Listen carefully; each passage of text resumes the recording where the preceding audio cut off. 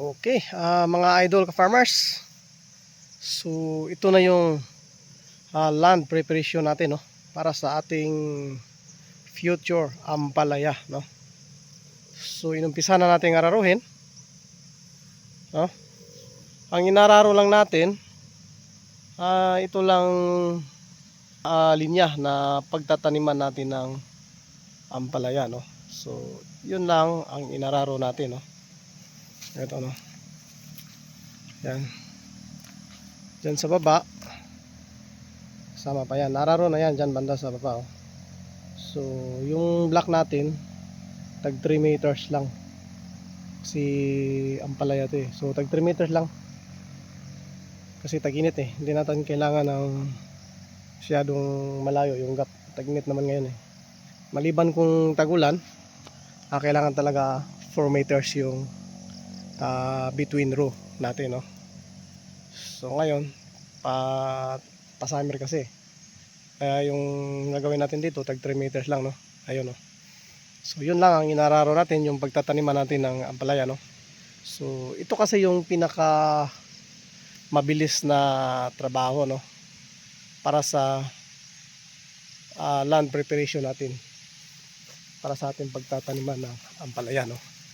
So ayan. So halos nangalahati na tayo ng inararo. Yan lahat pagtaniman natin yan ng ampalaya. Pati doon sa taas, no, hanggang doon sa unahan pa ng may saging. So target natin dito is 1,500 seeds, no. So maliit lang to, no. Sa 1,500 seeds lang po yung target natin dito. So sana maging successful tayo dito sa ating ampalaya farming, mga idol ka-farmers, no. Lagi nyo lang subaybayan, mga idol ka-farmers, yung ating ginagawa dito, no. Lalong lalo na sa mahilig magtanim ng ampalaya, no. Dito papakita natin mula land preparation hanggang sa pagtanim, hanggang sa pag-harvest, no. So subaybayan nyo lang lagi, mga idol, no.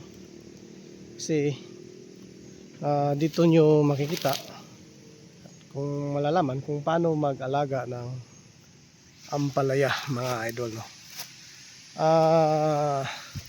Medyo may alam na rin kasi ako sa ampalaya, medyo expert na rin ako sa ampalaya kasi naka-4 na beses na akong nagtanim ng ampalaya, no.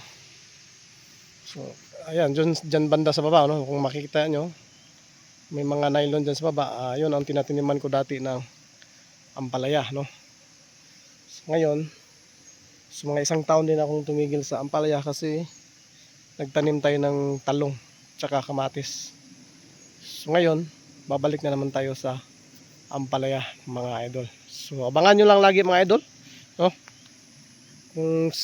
Kung sino yung gustong matuto magtanim ng ampalaya, subaybayan nyo lang palagi yung ating mga video, no.